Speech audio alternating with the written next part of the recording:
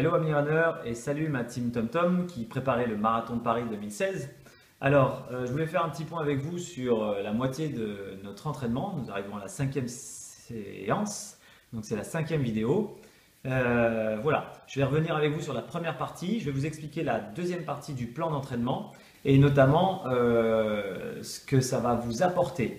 Mais en tout cas, revenons sur la première partie et ce que ça vous a déjà normalement apporté. Des bonnes sensations. Oui? Non?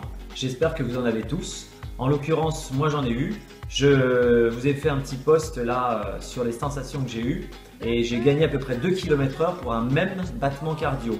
Pendant les sorties longues, j'ai mesuré à chaque fois toutes mes sorties longues, 7 février jusqu'au 28 et on s'aperçoit effectivement qu'à plus ou moins 3 battements, ma vitesse augmente régulièrement et mon nombre de kilomètres pourtant lui augmente. Donc je ne suis pas fatigué en fonction du nombre de kilomètres. J'ai fait 8 km sur la première sortie et j'ai fini à 23 km pour une vitesse qui a pratiquement progressé de 10 à 12 km/h. Toujours pour 150 battements au cardio. Donc ça, ce sont les effets de l'adaptation du corps, de votre corps à l'entraînement. C'est ce que j'attends de vous.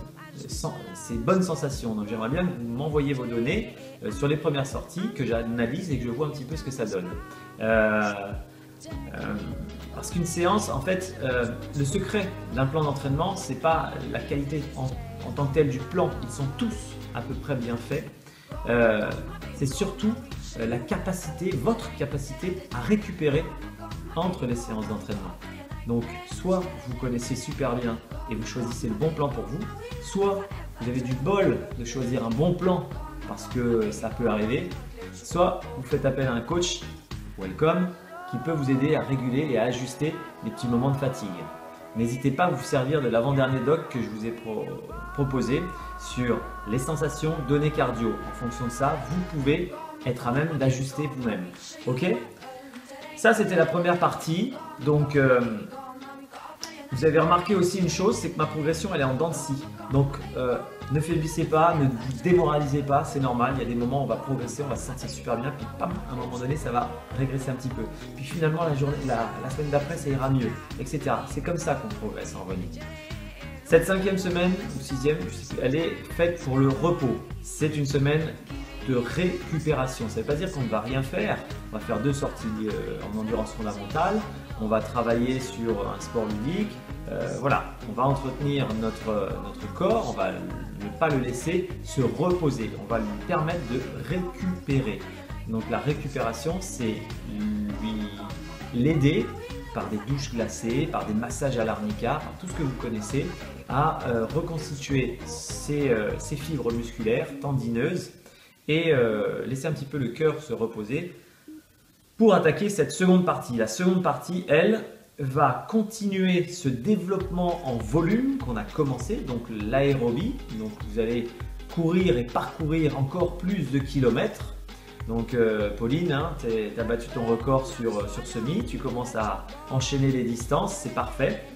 Et les plus rapides enchaîneront une trentaine de kilomètres et sinon les autres seront entre 25 et 28, d'accord? Vous pourrez pousser la dernière sortie longue de 2h15 à 2h20 si vous le souhaitez. L'avant-dernière, vous pouvez augmenter de 10 minutes ou de 5 minutes, mais pas beaucoup plus, ok? Vous restez, il y a sur les zones de 2h20, 2h5-10 pour l'avant-dernière et la dernière 1h45 à peu près, d'accord? Il faut décroître en volume les sorties longues. Donc, ça, c'est le premier aspect de la deuxième partie. On va augmenter le volume et votre capacité à faire des kilomètres. Le deuxième aspect, on va augmenter votre capacité aérobie.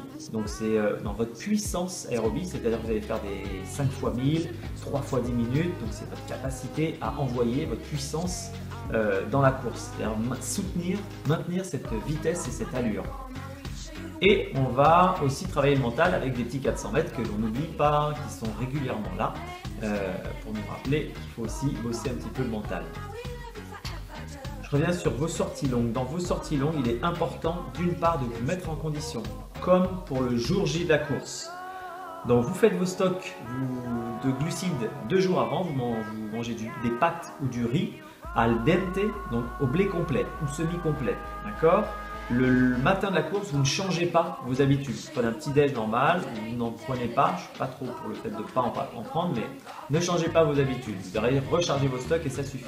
Pendant la course, vous amenez une gourde d'1 litre au moins d'eau avec un peu de sucre à l'intérieur, de 1 ou 2 cuillères à sucre pour maintenir votre glycémie et vous buvez par petites gorgées régulières tous les quarts d'heure, 20 minutes. D'accord ? C'est de cette façon-là que vous allez progresser afin d'effectuer des sorties qui ne seront pas trop lésionnantes pour votre corps. Certains utilisent et consomment des gels, vous pouvez le faire. Bon, c'est du sucre a priori et c'est du sucre rapide. Il n'y a pas beaucoup de gel, sucre lent, enfin, en tout cas vu la petite dose, c'est pas super efficace. Sucre lent, donc ceux qui sont consommés lentement et qui vous apportent de l'énergie pendant toute la durée de votre course, c'est les stocks de glucides que vous aurez fait l'avant-veille et la veille. Voilà, donc je vous souhaite un bon entraînement et puis on se retrouve la semaine prochaine pour une nouvelle vidéo. Et en tout cas, n'hésitez pas à me communiquer vos résultats de façon à ce qu'on puisse ajuster. C'est la semaine de récup, il y a des éclopés, c'est maintenant qu'il faut le faire, après il sera trop tard. Ciao ciao, c'était Fredo.